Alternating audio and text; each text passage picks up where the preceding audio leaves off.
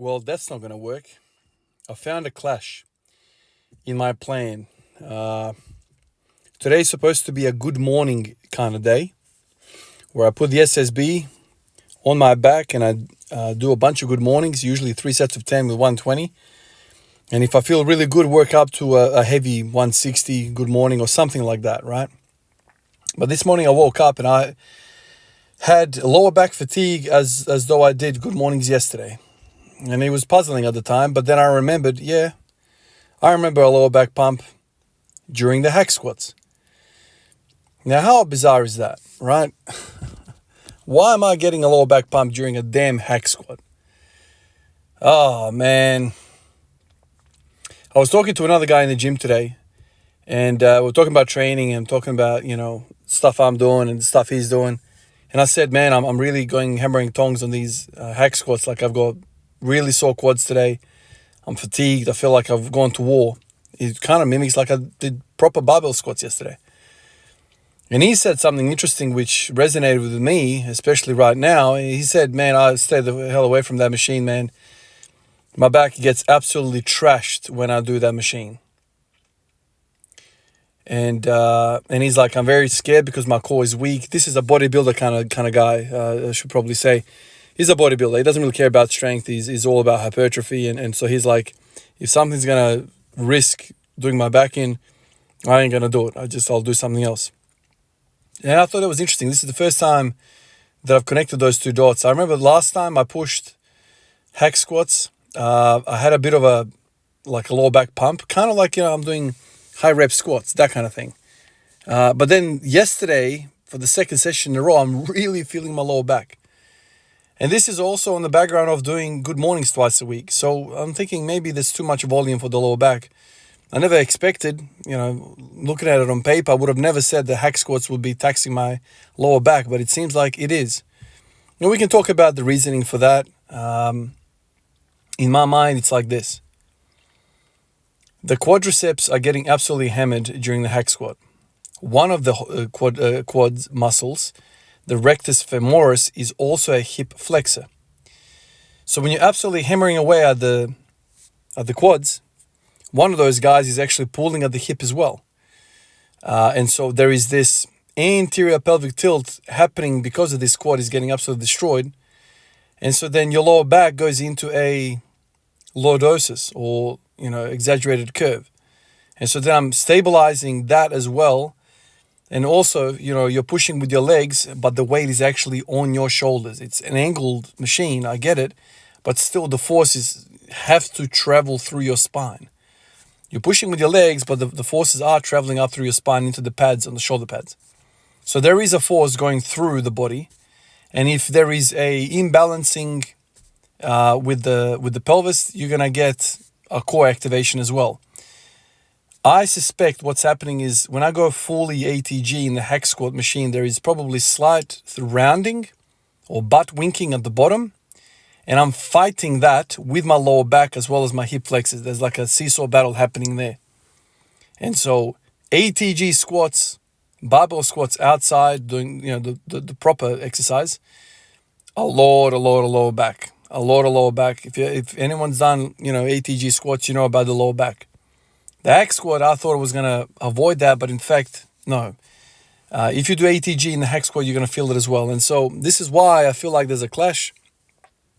I think I need to stop with the good mornings for the moment, especially if I'm going crazy with the hack squats, because it's just, I could have done good mornings today, but I'm already pre-fatigued in the lower back, and that's not a good idea. That is really not a good idea.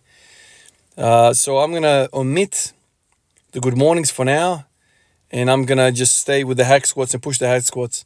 Instead of that, I decided to put more volume into the hip thrust machine. I worked up to 4 plates there, ended up doing 7 sets of 10 with that.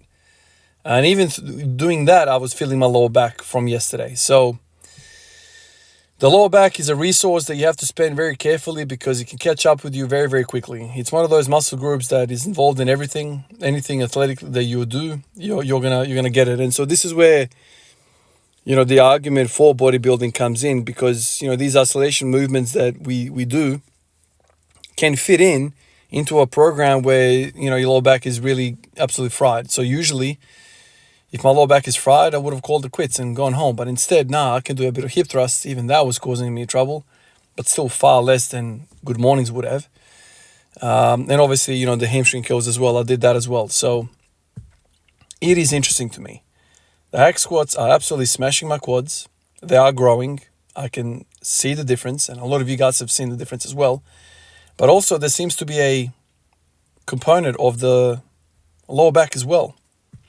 So in a way, it's bad, but it's also in a way really, really good, because if the hack squats are actually causing me a pump through the lower back, that means that it gives me more confidence that it's going to carry over to the real thing.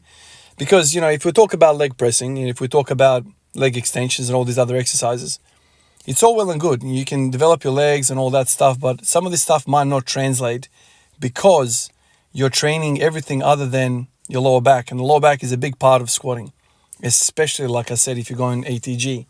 You need to have a strong back, otherwise you're going to be butt winking and all sorts of stuff is going to happen.